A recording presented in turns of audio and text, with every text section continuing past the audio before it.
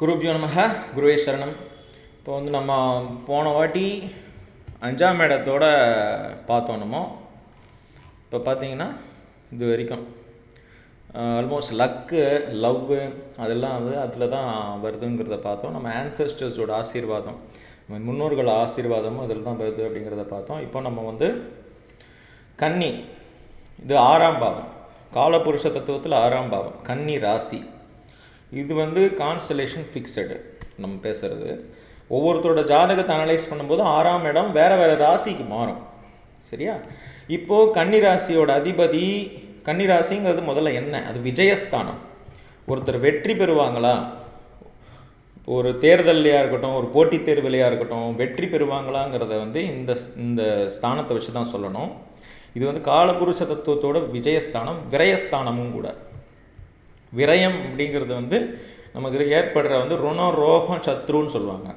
So நமக்கு ஏற்படக்கூடிய கஷ்டங்களையும் இது குறிக்கும். பார்ப்போம் மெதுவாக. ஸோ இது புதன் இதோடைய அதிபதி. இது இரட்டைப்படை ராசி, இது உபயராசி, பெண் ராசி, தமோகுணமுடைய ராசி. வெஸ்ட்டு, நார்த் வெஸ்ட்டு, ஒரு நிமிஷம், அதாவது மேற்கு வடமேற்கு சம்மந்தப்பட்ட விஷயங்களை குறிக்கக்கூடியது. வாயு தன்மை உடைய கோளாறுகளை குறிக்கக்கூடியது. மல்டி கலர்ஸ், ஆல் கலர்ஸ் அப்படின்னு சொல்லலாம். அந்த மாதிரி எல்லா வண்ணங்கள்லேயும் இருக்கக்கூடியது. இது நம்மளுடைய இடுப்பு, கிட்னி, நம்மளுடைய அடிப்பாகம், ஸ்பைனோட அடிப்பாகம். அதுக்கப்புறம் இதை குறிக்கக்கூடியது. இதோட கடவுள் மகாலட்சுமி. இது பூமி தத்துவம் கொண்டது, நிலத்தத்துவம் கொண்டது. அதே மாதிரி இது ஒரு பெண் வடிவத்தில் இருக்கக்கூடிய ராசி. இதோடைய வர்ணம் சூத்திர வர்ணம், நம்மளோட முன்னோர்களை குறிக்கக்கூடியது. அதே மாதிரி நம்ம எஜுகேஷன் இன்ஸ்டிடியூஷன்ஸ், பிறகு யூனிவர்சிட்டிஸ், காலேஜஸ் இதெல்லாம் குறிக்கக்கூடியது. Offices, clubs, entertainments, nature, garden, plains, prairies இதெல்லாம் நம்ம ஆல்ரெடி பார்த்தோம். கன்னி எவ்வளோ முக்கியம் அப்படிங்கிறத பார்த்தோம். அது மகாலட்சுமி, அதனால தான் அதோடைய தெய்வம்.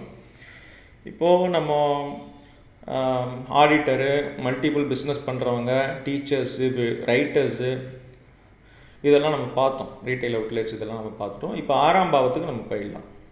6ஆம் பாவம் அப்படிங்கிறது ஒருத்தருடைய ரோக சத்ருஸ்தானம், ரோகஸ்தானம், ரோகபாவம். இந்த ரோகபாவம் என்னென்னா, ஒருத்தருக்கு வரக்கூடிய வியாதி கஷ்டங்கள், அவங்களுக்கு ஏற்படக்கூடிய எதிரிகள், இதை பற்றியெல்லாம் அதில் தெரிஞ்சுக்கலாம். வழக்குகள் இதெல்லாம் பற்றியும் அவங்களுக்கு அதை தெரிஞ்சுக்கலாம். அதை தவிர்த்து என்னென்னா, சேலரி, ஒருத்தருக்கு சேலரி வருமா, ஒருத்தர் அடிமை வேலைன்னு சொல்லுவாங்க. எம்ப்ளாய்மெண்ட்டுக்குன்னு நம்ம போகிறோம். எம்ப்ளாய்மெண்ட்டுக்குன்னு போகிறது அது ஒரு முதலாளித்துவம் கிடையாது.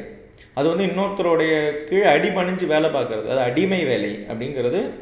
அது குறிக்கக்கூடியது 6ஆம் பாவம். நம்ம ஒவ்வொருத்தரோட ஜாதகத்துலேயும் 6ஆம் பாவம் தான் இந்த வேலைக்கு போவாங்களா. சில பேர்லாம் கேட்பாங்க, வேலைக்கு போவோமா, சொந்த தொழில் பண்ணுவோமான்னு. அந்த 6ஆம் பாவத்தை பார்த்து தான் அவன் வேலைக்கு போவாங்களாங்கிறத முடிவு பண்ணணும். அதே மாதிரி அது இடுப்பு, அப்பெண்டிக்ஸுங்கிற பகுதியை குறிக்கக்கூடியது.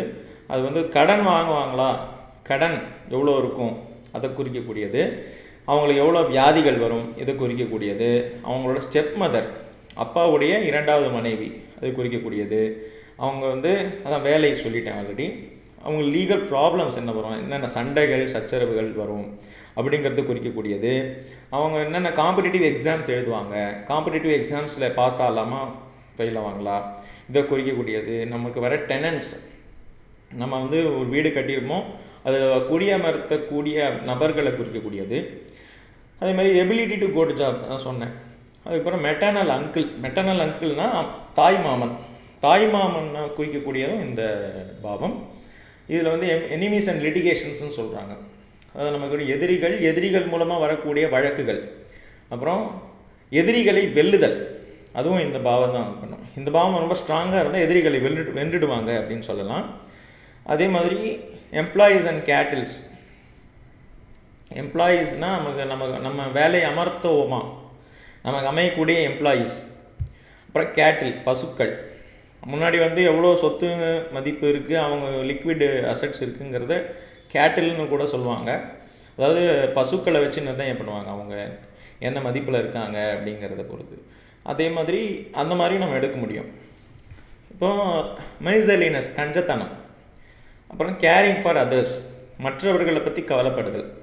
ஸோ இது எல்லாமே இந்த பாவத்தில் கவர் ஆகும். இந்த பாவம் வந்து தன்னை பற்றி கவலைப்பட, மற்றவர்களை அதாவது தன்னை விட அதிகமாக மற்றவங்களை பற்றி கவலைப்படுறது அப்படிங்கிறதையும் இதுதான் சொல்லும்.